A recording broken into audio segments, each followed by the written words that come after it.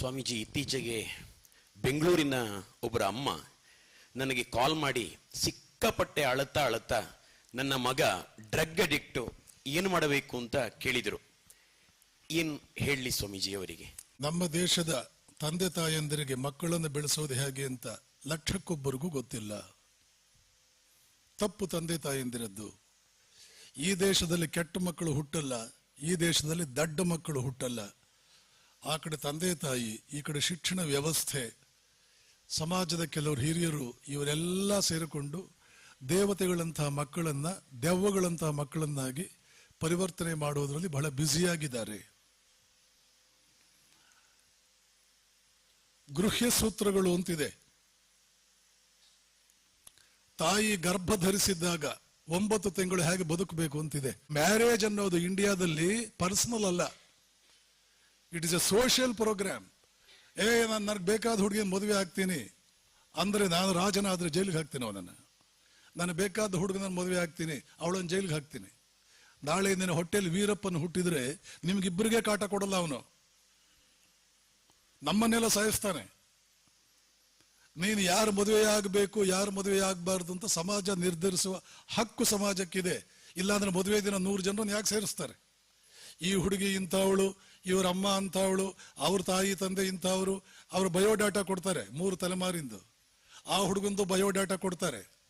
ಆವಾಗ ಯಾರೋ ಒಬ್ಬರು ಕೈನಲ್ಲಿ ತೆಂಗಿನಕಾಯಿ ತಗೊಂಡು ಅಲ್ಲಿ ಕುಳಿತಿರೋ 100 ಜನ ಹಿರಿಯರಿಗೆ ತಗೊಂಡು ಹೋಗ್ತಾರೆ. ಮುಟ್ಟಿ okay we have given our consent, okay ಕೊಡ್ತಾರೆ.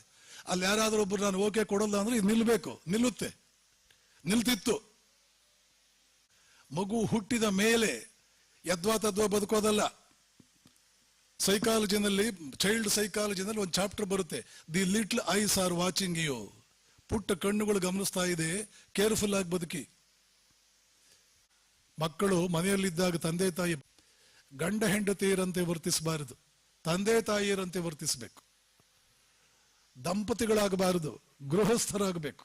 ಮಕ್ಕಳ ಮುಂದೆ ತಂದೆ ತಾಯಿ ಅಳಬಾರದು, ಜಗಳ ಆಡಬಾರದು, ತಮಗೆ ಜೀವನದಲ್ಲಾದ ಹಿನ್ನಡೆಗಳ ಬಗ್ಗೆ ಚರ್ಚೆ ಮಾಡಬಾರದು, ಸಿನಿಮಾದವನನ್ನು ಹೊಗಳಬಾರದು, ಶ್ರೀಮಂತರನ್ನು ಹೊಗಳಬಾರದು. ಹೊಗಳಬೇಕಾದ್ದು ತಪಸ್ವಿಗಳನ್ನ, ಹೊಗಳಬೇಕಾದ್ದು ರಾಷ್ಟ್ರ ಕಟ್ಟಿದ ಮಹಾತ್ಮರನ್ನ,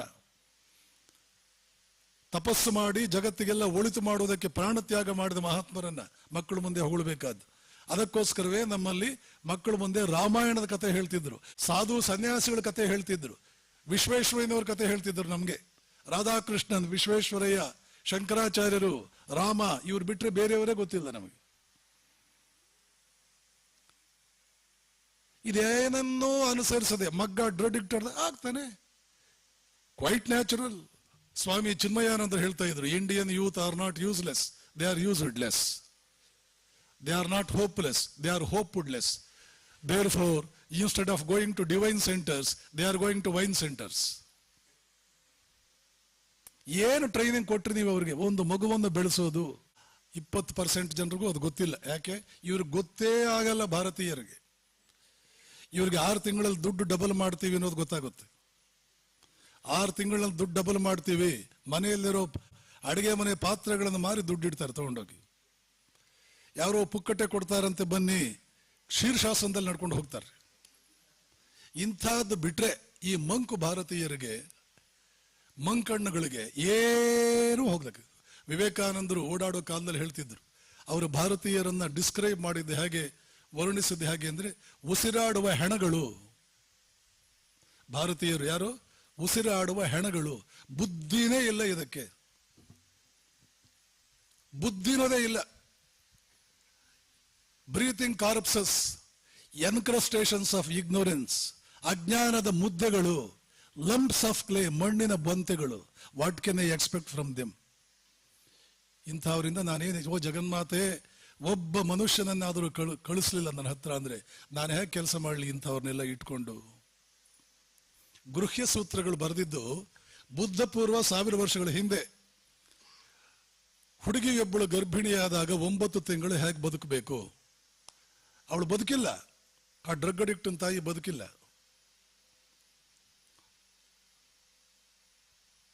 ಅವರೂರಲ್ಲಿ ರಾಮಕೃಷ್ಣಾಶ್ರಮ ಇದೆ ಬೆಂಗಳೂರಲ್ಲಿ, ಅಪ್ಪಿ ತಪ್ಪಿಯೂ ಹೋಗಿಲ್ಲ ಅವಳು. ಅವಳು ಹೋಗಿದ್ದು ವಿದ್ಯಾರ್ಥಿ ಭವನ್, ವುಡ್ಲ್ಯಾಂಡ್ಸ್ ಹೋಟೆಲ್. ಆ ಥಿಯೇಟ್ರು, ಈ ಥಿಯೇಟ್ರು, ಈ ಸರ್ಕಸ್ಸು, ಆ ಸರ್ಕಸ್ಸು. ಮಾಡಬಾರದ್ದು ಮಾಡಿದಾಗ ಆಗಬಾರದ್ದು ಹಾಗೆಯೇ ತೀರುತ್ತದೆ. ಲೈಫು ಸರ್ಕಸ್ ಅಲ್ಲ, ಲೈಫು ತಪಸ್ಸು.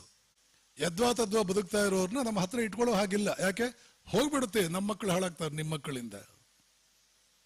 ಆದ್ದರಿಂದ ತಾಯಂದ್ರಿಗೆ ನಾನೊಂದು ಮಾತು ಹೇಳ್ತೇನೆ, ನೀವು ಪ್ರೈಮ್ ಮಿನಿಸ್ಟರ್ ಆಗುವ ಅವಶ್ಯಕತೆ ಇಲ್ಲ. Men can become prime ministers. ನೀವು ಸೈಂಟಿಸ್ಟ್ ಆಗುವ ಅವಶ್ಯಕತೆ ಇಲ್ಲ.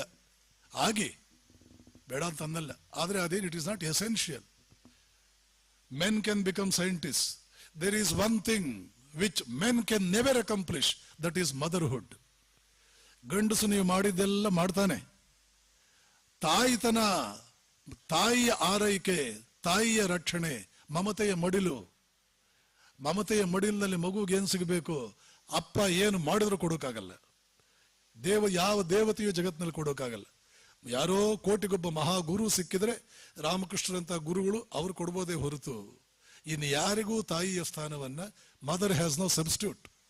God's cannot be a substitute for her. ಅಷ್ಟು ಪ್ರೆಷಿಯಸ್ ಅಂತಹ ಉನ್ನತ ಸ್ಥಾನ ತಾಯಿ ಎನ್ನುವ ಸ್ಥಾನ. ಅದನ್ನು ಬಲಿಕೊಟ್ಟು ನೀವು ಪ್ರೈಮ್ ಮಿನಿಸ್ಟರ್ ಆಗೋದು ಬೇಡ.